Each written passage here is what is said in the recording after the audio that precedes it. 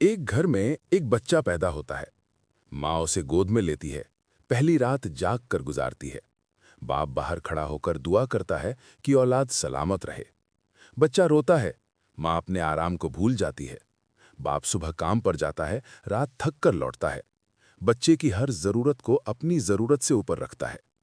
बच्चा थोड़ा बड़ा होता है, चलना सीखता है, गिरता है, फिर उठता है।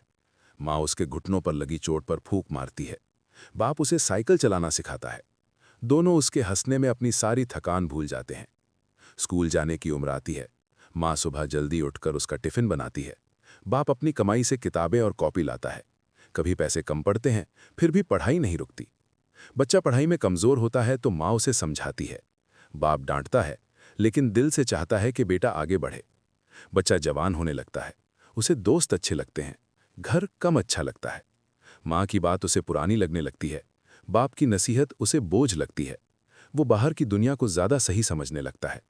पढ़ाई पूरी होती है, नौकरी मिलती है। माँ दुआ में हाथ उठाती है। बाप सीना चौड़ा करके कहता है, मेरा बेटा काबिल है। अब बच्चा कमाने लगा है। घर का माहौल बदलने लगता है। बात बात पर जवाब देने लगता है। माँ की बात काट देता है। बाप की इज्जत कम होने लगती है। माँ बीमार पड़ती है। बच्चा कहता है, अभी टाइम नहीं है। बाप कुछ कहे तो झुंझला जाता है। अब उसे लगता है, मैं सब कर रहा हूं। धीरे धीरे माँ बाप बोझ लगने लगते हैं। घर में उनकी बात नहीं सुनी जाती।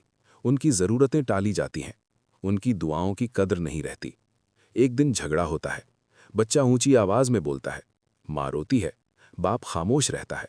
बच्चा कह देता है, ये मेरा घर है, आप लोग यहां नहीं रह सकते। माँ बाप सन्न रह जाते हैं। जिस घर को उन्होंने बसाया था, उसी से निकाले जाते हैं। माँ दरवाजे पर रुककर पीछे देखती है।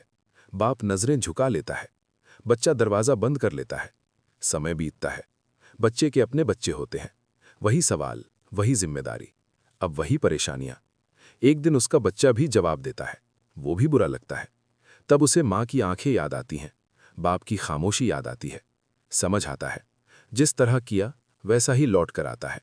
माँ बाप की बद्दुआ नहीं, लेकिन औलाद का रवैया ही सबक बन जाता है। ये वाकया हमें सिखाता है, माँ बाप का हक उम्र से खत्म नहीं होता। उनकी सेवा एहसान नहीं, फर्ज है। जो अपने माँ बाप का नहीं हुआ, वो किसी का नहीं होता। जब बेटा माँ बाप को घर से निकाल देता है तो उसे लगता है कि अब वो आज़ाद हो गया है। घर में सन्नाटा छा जाता है, पर उसका दिल शोर से भरा रहता है। माँ बाप बिना शिकायत किए दरवाजे से निकल जाते हैं। माँ की आंखों में आंसू होते हैं और बाप के कदम लड़खड़ाते हैं, लेकिन जबान पर बद्दुआ नहीं होती। लोग पूछते हैं, कहाँ जा रहे हो? बाप कहता है, जहां रब ले जाए। माँ कहती है, बस बेटे की सलामती की दुआ है। बेटा पीछे मुड़कर भी नहीं देखता, क्योंकि अब उसकी दुनिया बदल चुकी होती है। उसे लगता है कि माँ बाप बोझ थे, अब जिंदगी आसान हो जाएगी। कुछ साल बीतते हैं, बेटा और आगे बढ़ता है। पैसा आता है, नाम होता है, इज्जत मिलती है। लेकिन उसी घर में जहां कभी माँ की आवाज़ गूंजती थी, अब दीवारें भी अजनबी लगती हैं। खाना सामने होता है, पर स्वाद नहीं होता। फिर वक्त पलटता है। बेटे के अपने बच्चे होते हैं। वही सवाल, वही जिद, वही नाफरमानी। अब बेटा थकने लगता है। अब उसे एहसास होने लगता है, जो सवाल वो माँ बाप से करता था, आज वही सवाल उसका बच्चा उससे करता है। एक दिन उसका बेटा कह देता है, अब्बू, आप पुराने ख्यालों के हो। वही लफ्ज़ जो कभी उसने अपने बाप से कहा था। उस रात उसे नींद नहीं आती। पहली बार माँ याद आती है। पहली बार बाप का साया याद आता है। वो सोचता है, क्या मैंने भी ऐसा ही किया था? उसे याद आता है माँ का बीमार होकर भी खाना बनाना, बाप का भूखा रहकर पढ़ाना, और उसका खुद का अकड़ भरा जवाब। अब उसका सिर झुक जाता है, दिल कांपने लगता है। वो माँ बाप को ढूंढने निकलता है, गली गली पूछता है। लोग कहते हैं, बूढ़े थे, कहीं चले गए।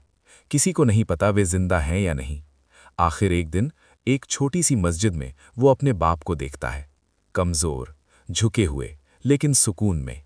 बेटा दौड़कर गले लगना चाहता है, पर बाप पीछे हट जाता है। कहता है, अब तो खुश है ना? बेटे की आंखों से आंसू बहने लगते हैं। वो कहता है, अब्बा, मैं गुनहगार हूं। बाप बस इतना कहता है। गुनाह माफी से धुल जाता है, पर वक्त वापस नहीं आता। यहीं से कहानी सबक बन जाती है। जो माँ बाप को आज बोझ समझते हैं, कल वही अपने बच्चों के लिए बोझ बन जाते हैं। वक्त किसी का इंतजार नहीं करता। जिस माँ बाप को बेटे ने घर से निकाल दिया था, वो अब किराए के एक छोटे से कमरे में रहने लगे।